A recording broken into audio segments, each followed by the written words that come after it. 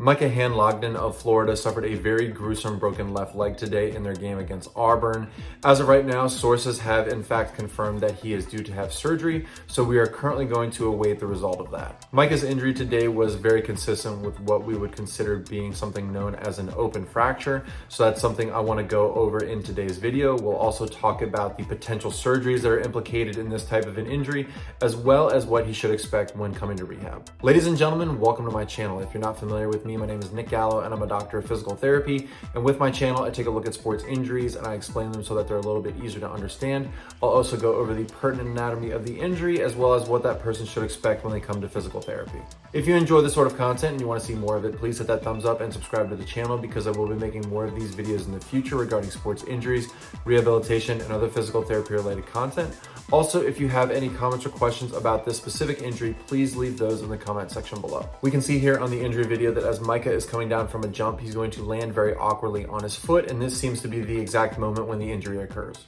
Here I have a model of the knee joint, and so for the sake of this video, we're going to focus on just the bones of the lower leg here. So in the lower leg, we have the tibia bone, also known as the shin bone, and then directly to the side of it, also known as the lateral portion of the lower leg, we have a bone known as the fibula bone. The tibia and fibula will then go down from the bottom portion of the knee and they will form both sides of the ankle. So here we see that tibia bone is going to come down and form the inside portion, also known as the medial malleolus of the ankle. Then as we flip the model towards the outside here, we have the fibula coming down and it's going to form the outside portion of the ankle, also known as the lateral malleolus.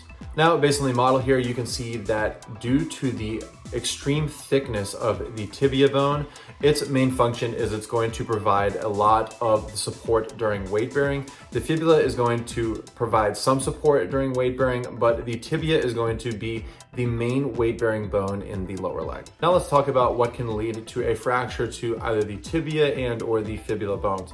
Anytime a person is going to receive either a direct force or there's going to be so much compression going through those bones that they cannot withstand it, this of course is going to lead to a fracture. There are several types of tibia and fibula fractures, but for the sake of this video, it looks like that in Micah's case, unfortunately, he suffered something known as an open fracture, and we'll go over why I think that. After the video was over, he seemed to roll onto his side, and as he did this, he seemed to have blood that was located on the back portion of his calf. This makes us believe that because there was significant bleeding, that the bone had actually unfortunately protruded through the skin, making it an open fracture. We call these types of fractures open fractures because the bone is actually poking through the skin and it's something that can absolutely be seen.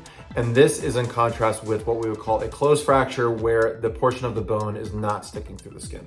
Because open fractures are accompanied by a wound, there is a high chance that a person can get infected in these types of injuries, so it absolutely is a medical emergency.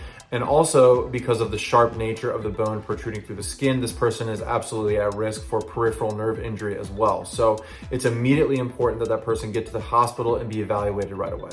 After the person has been evaluated, and because the bones are so displaced, there's usually a surgery that's going to be accompanied with these particular types of injuries. It looks like that's exactly what's going to happen in Micah's case, and a common surgery that we see with this is known as an intramedullary nail, or an IM nail for short, and this is where they're going to stick a rod in the tibia and or fibula bones, and they're going to essentially put in a plate to stabilize everything in proper alignment. As of right now, we don't know the specifics regarding Micah's fracture, but due to the nature of the tibia taking the majority of weight bearing in the lower leg, it's highly likely that he's dealing with a tibia fracture, and also because oftentimes the fibula is implicated in these injuries as well, there's a good chance that he's dealing with both fractures. Anytime we get somebody in physical therapy after an injury like this and after an IM nail surgery, we need to make note of whether or not there are weight-bearing precautions, because a lot of times they're going to have weight-bearing restrictions so that the person is given enough time for those bones to heal in proper alignment. Once they are out of those weight-bearing precautions and the person has had follow-up imaging to show that everything is healing properly, we can start to work in range of motion and strengthening to the lower leg. And finally, when they are appropriate and there are no other precautions such as nerve injury, we can start to work in more weight-bearing things. The time that a person is in physical therapy and how quick we can progress them depends on the severity of the injury and how displaced the fracture was. So if I also happen to hear any information regarding his rehab process, I'll be sure to give everybody a a heads up as well. So we wish Micah Handlogten the best of luck moving forward with his rehab. We hope that he gets a speedy recovery. This was a very gruesome one to watch. It's very reminiscent of that Kevin Ware injury that we saw several years ago. And another one that comes to mind is that Anderson Silva injury. Thank you so much for tuning into my channel today. If you want to check out some of the other injuries that I've talked about in the past, I'll be sure to link one of the playlists here so that you can watch those. Thank you so much for tuning in again, and I'll see you next time.